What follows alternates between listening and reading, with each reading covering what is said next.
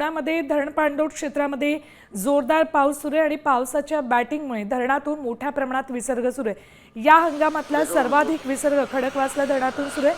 सध्या 28,000 क्युसेकहून अधिक विसर्ग सुरू आहे। त्यामुळे पुण्यामध्ये पूर परिस्थिती निर्माण झाली।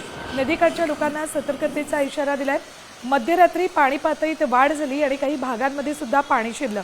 अनेक गाड्या पाण्याखाली गेल्या, रस्ते सुद्धा जलमय झाले, तर परिसरातल्या काही सोसायट्यांमध्ये सुद्धा पाणी शिरलं होतं। आत्ताची नेमकी पुण्यातली परिस्थिती काय आहे हे सांगतायत आमचे प्रतिनिधी अक्षय बडवे।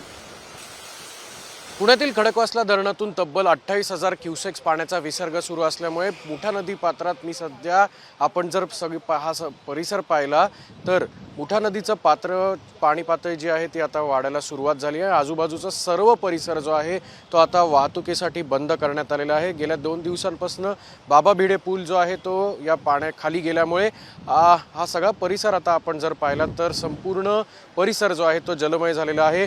नदीपात्रातल्या जे रस्ते आहेत ते सुद्धा पाण्याखाली आहेत, पण या बाजूचे जे परिसरातले काही हॉटेल्स आहेत त्या देखील या पाण्याखाली गेल्याचं चित्र आपल्याला पाहायला मिळतंय।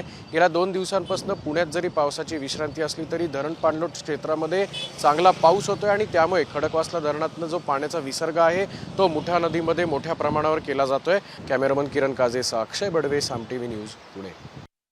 आता isakal.com आहे देशातील नंबर 1 ची मराठी न्यूज वेबसाईट। प्रत्येक अपडेटसाठी isakal.com ला नक्की भेट द्या।